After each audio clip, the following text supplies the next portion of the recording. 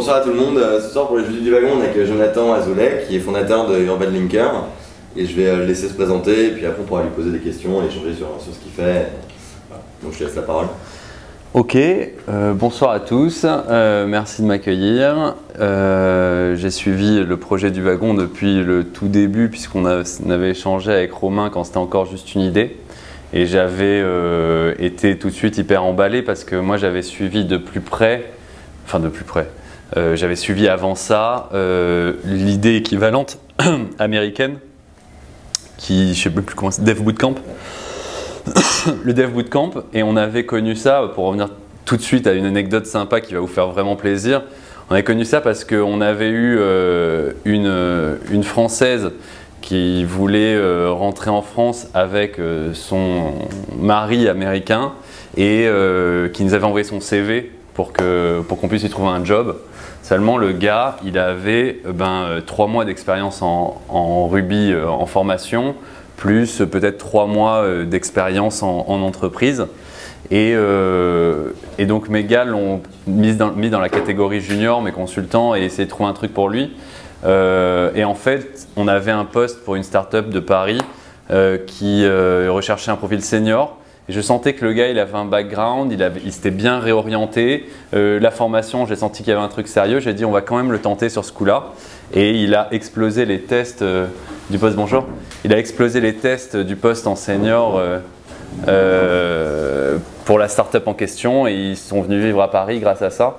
Et donc, du coup, ça m'a tellement étonné qu'il explose les tests que je me suis dit, c'est pas normal, avec si peu d'expérience, d'avoir eu un si bon résultat. Pourtant, des devs Ruby ou d'autres catégories, mais là c'était du Ruby, on en voit beaucoup. Et généralement, on a plus l'habitude de l'inverse, des mecs qui foirent alors qu'on ne s'attendait pas, au lieu de ça, quoi. Et donc, du coup, ce modèle de formation accélérée, je trouve qu'il correspond très bien à ce qu'on vit actuellement. Et on rentrera dans le détail. Sur ce que tu fais. Voilà, et voilà. Je suis parti direct dans mon délire. Mais bon, ça c'était pour vous dire ce point-là qui est assez positif. Moi, ce que je fais, donc je m'appelle Jonathan Azoulay. J'ai fondé il y a 5 ans une boîte qui s'appelle Urban Linker, qui avait l'ambition d'être un cabinet de recrutement spécialisé dans l'univers des startups et plus globalement dans les métiers du digital. Aujourd'hui, on est leader en France sur ce domaine d'activité. On a 20 consultants. On a 80 et quelques % de notre CA qui se situe en Ile-de-France. Donc, on a une base de données de candidats de 30 ou 40 000 candidats. On travaille avec la majorité des startups et des gros pure players français. On a fait la majeure partie des équipes de Mythique, Le Bon Coin au féminin, Price, Se Loger, Photolia, etc., etc. Et on a ouvert l'année dernière un pôle pour les différentes régions en France parce qu'on s'est rendu compte qu'il y avait vraiment un besoin, notamment à Lyon, à Marseille, à Lille. Donc on a un pôle qui s'occupe spécifiquement de ça. Et il y a 3 mois, on s'est lancé dans l'aventure internationale en ouvrant notre première filiale à Berlin pour devenir le premier réseau de recrutement spécialisé en digital franco-allemand. Donc voilà un peu mon activité principale et ce que je fais tous les jours. C'est quel type de job en fait? On a trois domaines d'activité. Le premier, c'est la technique. Je le cite en premier parce que c'est plus de 50% de notre CA, c'est le plus gros. En termes d'activité, c'est vraiment notre truc principal, donc les développeurs. Et puis sur les autres 50%, on a un pôle pour tous les métiers du web marketing et de l'acquisition en général, voire du social media, etc. Et un 3e pôle pour les profils commerciaux, avec une affinité high-tech, innovation. Donc du coup, l'idée à la base, au tout début, c'était de pouvoir trouver des développeurs. Maintenant, l'idée, c'est de pouvoir s'occuper de tous les recrutements que peut avoir une startup. Et sur ces profils, justement, pas dev pur, c'est quoi les profils que les startups recherchent aujourd'hui? Enfin, est-ce qu'il y a un... c'est un sujet dont on avait parlé aussi il y a un moment, mais est-ce que le profil type, en gros, évolue de celui qui fait du marketing aujourd'hui dans une startup, il a évolué, voilà, est-ce qu'il y a un mouvement à ce niveau-là dans des startups qui bougent très vite, qui recrutent beaucoup? Par exemple, là, on a eu la Drivey, on a eu Zombie, c'est des boîtes qui recrutent tout le temps en fait. Alors c'est des petites boîtes, mais elles recrutent tout le temps. Et c'est quoi les profils qu'elles cherchent, par exemple, ce genre de de startups qui lèvent et qui grossissent assez vite? Voilà, alors les besoins ils évoluent. Nous en 5 ans on a vu plein de choses évoluer sur ces 3 pôles. On a vu des métiers, on est les premiers en tant que cabinet de recrutement à voir les métiers se créer. Parce que dès qu'il y a un besoin qui n'existe pas, dont le profil n'existe pas sur le marché, le premier réflexe d'un dirigeant c'est de dire bon ben je vais devoir être obligé d'appeler un cabinet de recrutement puisque je ne le trouve pas. Et nous, on lui dit non mais mec, tu le trouves pas parce qu'il n'existe pas. Et ensuite, donc du coup, on est vachement focalisé sur les lancements de métiers. On a aidé différentes associations à lancer des mouvements pour faire reconnaître des métiers. Les derniers en date, on a beaucoup bossé sur les métiers de la big data. On a beaucoup bossé sur les métiers du user experience. Donc tous ces métiers, architecture de l'information, UX, UI. On a même participé à la création de l'association des product managers de France qui ont demandé nos bureaux, on prête beaucoup nos bureaux, on a un gros loft juste à côté et du coup ouais, on organise plein de trucs et je vous tiendrai au courant, mais on les prête aussi pour justement ce type d'événement pour essayer d'aider au mieux l'écosystème à évoluer et notamment à aider que ces nouveaux métiers se créent et se forment plus rapidement que ce qui devrait être. Parce qu'effectivement, il y a un problème, c'est que ces nouveaux métiers, personne ne forme les gens pour ça. Donc au début, il n'y a pas de grille salariale sur le marché. Tu as des mecs qui ont fait un peu de tel job, un peu de tel job, puis se rendent compte qu'en fait maintenant il faut un mix des deux. C'est pas très cohérent au début et plus on avance vite, plus on forme des gens rapidement, plus on va avoir des startups qui vont briller sur la scène internationale. Donc voilà. Mais du coup, ouais, c'est donc parce que dire qu'il y a des nouveaux métiers en fait qui apparaissent. Pour ces métiers-là, il faut des profils. Et du coup, ces profils, comme ils ne sont pas formés dans des écoles, aujourd'hui, tu n'as pas de cursus clair. Enfin, je crois qu'à Compiègne, il y a un truc en UX qui est bien. Enfin, il y a des espèces de micro-spots où ils sont formés. Mais du coup, c'est quoi les profils pour des gens qui ont fait une école de commerce ou qui, tu vois? En fait, à chaque fois, c'est la même histoire. Les profils n'existent pas, les métiers commencent à se créer parce qu'on sent qu'il faut faire un lien entre deux pôles ou faire évoluer quelque chose. Les mecs qui ont de l'expérience, qui vont se positionner dans des boîtes à faire évoluer les choses, montent en compétences. Après, deuxième étape, il y a des agences qui se créent, spécialisées sur ces métiers-là parce que les gens ne peuvent pas encore internaliser.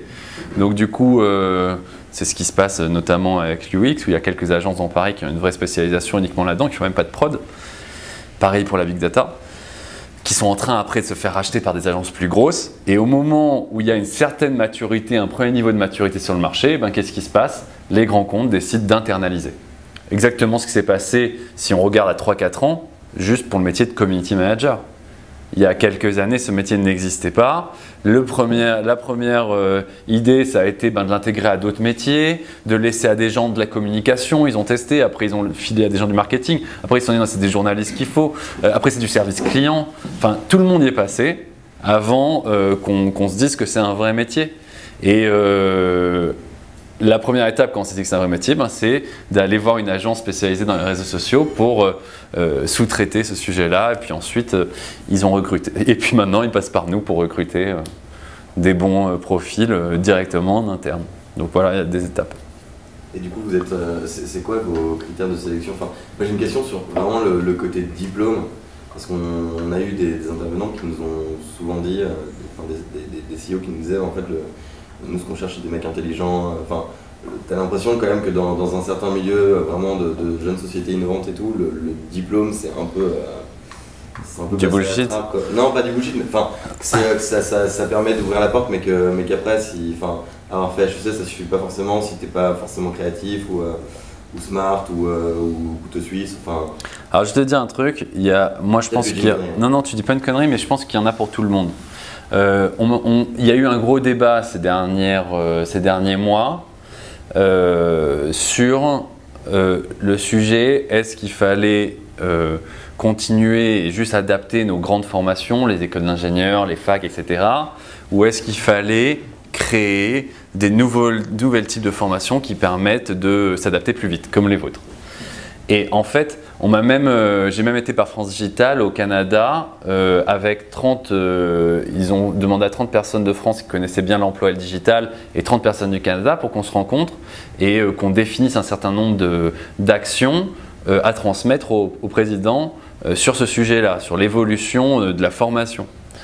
Et en fait, il n'y a pas de débat là-dessus. Parce que il y en a qui s'amusaient à dire ouais, il faut continuer avec les grandes formations uniquement, elles savent s'adapter, etc. Il y en a qui disent non, mais il faut aller plus vite, il y a un besoin, il n'y a pas de personnes qui sont formées, machin. En fait, il faut juste les deux. Et c'est pour une raison qui est toute simple, c'est qu'il y a différents types de projets, différentes complexités sur les projets. Et puis, il y a des gens qui vont avoir la possibilité justement de faire un changement de carrière ou de démarrer sur un modèle plus rapide et avoir accès directement à des postes aussi très intéressants sur des projets ou d'une complexité différente ou ciblés sur un produit. Donc en fait, la réponse, elle a été trouvée toute seule. Tu vois, par rapport à ce qu'on fait, enfin, nous, on a une question qui est assez récurrente. C'est on a des candidats qui font du marketing, qui nous disent voilà, moi j'aimerais bien aussi en start-up, est-ce que ça sert à quelque chose de venir faire 9 semaines de dev et de nous former à ça?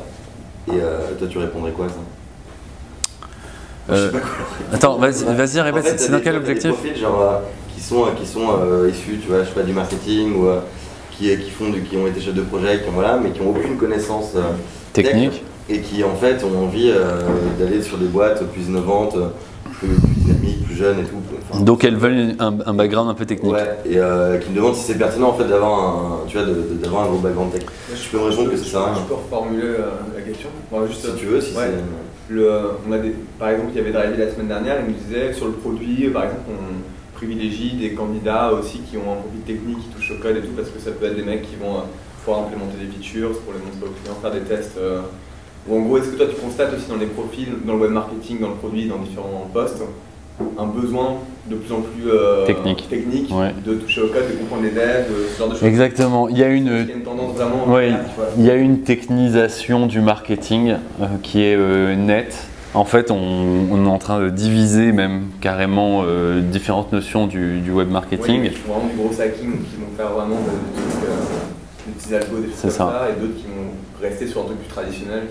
C'est ça, le gros hacking, c'est une méthode de marketing technique uniquement, et effectivement beaucoup de startups se rendent compte que le coût d'acquisition quand on fait du SEO ou du SEM, il fait chier, il est trop cher, il n'est pas rentable, il y a un vrai problème avec Google à ce niveau-là. Les autres méthodes de marketing événementiel ou même pour du B2B commercial, elles ont beaucoup de limites face à des marchés qui sont de plus en plus concurrentiels. Donc il y a pas mal de boîtes qui rendent le sujet marketing un peu plus technique parce qu'elles se rendent compte que c'est un choix intéressant pour elles. Maintenant, ce n'est pas une généralisation, c'est du cas par cas, et on se rend compte qu'effectivement le marché s'intéresse pas mal à ça. Et sur le produit, enfin, sur ce que les mecs qui vont faire du product management ou même de l'UX, enfin, je sais pas, sur d'autres thématiques que le marketing, c'est la même chose? Ah mais à mort, en fait le truc, ça c'est pas une technisation, c'est simplement que maintenant on s'est rendu compte qu'il y a une vraie puissance du product management, de la gestion d'un produit. C'est très simple, on est resté 20 ans avec la même interface qui est celle d'un navigateur, d'un ordinateur. Et aujourd'hui, on nous demande de faire rentrer autant de choses, de donner autant d'innovations, autant d'options à un écran qui a cette taille. Donc par définition, il faut trouver des nouvelles méthodes. Quand vous alliez sur l'iPhone il y a 3 ans sur un site, ça ne donnait pas envie. On regardait vraiment, on essayait de trouver une information précise, mais on ne surfait pas. Maintenant, on rentre dans un modèle où les applis permettent de surfer dans de bonnes conditions, quoi. Et l'exemple du recrutement, il est assez flagrant là-dessus. Jusqu'à présent, il n'y a personne qui a candidaté à un poste via le mobile simplement parce que tu n'as pas ton CV, que tu ne vas pas rentrer ligne par ligne à chaque fois que tu candidates. Enfin, il y avait un problème à ce niveau-là. On est en train d'y répondre. C'est un autre sujet. Il y a deux élèves qui sont en train d'y répondre aussi. Il n'est pas là, c'est dommage. C'est con. J'ai investi dans une boîte qui s'appelle Job Around Me, une appli mobile dans laquelle justement on répond à ce sujet-là. Tu peux investir aussi dans la sienne. Je pense que c'est ouais, je ne vais pas vers tout Paris non plus. Tu mets les débits dans n'importe quelle boîte qui fait du job. Bon, on t'enverra sa vidéo, il présente bien ce qu'il fait, tu verras ça. Ok, carrément. Donc oui, le product management, ça devient un métier à part entière. Aux États-Unis, c'est un métier qui est central. On dit que les premiers qui sont autour de Zuckerberg, dans différentes boîtes aussi, la garde rapprochée, c'est des product managers. C'est un métier aussi qui est devenu. Enfin, moi, j'avais un pote qui était product manager chez Pizzi, enfin le ex. Ouais, je connais. Ouais, et qui est parti faire des bootcamps après parce que justement dans son taf de product manager, la composante technique de comprendre les enjeux techniques d'un dev et d'une nouvelle feature et ce genre de choses, c'était quelque chose qui était hyper important même pour lui parce que c'est pas qu'il avait un suivi de légitimité mais c'est qu'il avait aussi envie de pouvoir mettre des deadlines sur telle feature mais en connaissance de cause des implications techniques. Est-ce que c'est aussi est-ce que c'est un truc où il y a besoin d'avoir des product managers qui savent un peu coder ou qui ont vraiment des connaissances en code ou ça dépend des... Ça dépend quelles connaissances, ça dépend de la complexité du produit. Tu sais, voilà, ben, t'es sur un marché qui est tout nouveau, donc il y a plein de choses à créer et en fonction, tu sais, ça dépend de la limite du poste de celui qui est à côté de toi. Tu vois, si à côté de toi, tu as un techos qui a une orientation produit avec qui vous allez vous comprendre, ben, ça va avoir un impact. Le truc dans une startup, c'est que c'est souvent... dans une startup, on recherche énormément l'autonomie, la prise d'initiative, etc. C'est des modèles qui reviennent beaucoup. Nous, quand on fait des entretiens, on regarde beaucoup ça parce que il faut savoir se positionner par rapport à où s'arrête la compétence du gars d'à côté, où la mienne doit commencer, comment on doit se comprendre. Il faut créer des choses et ça vient de nulle part, quoi.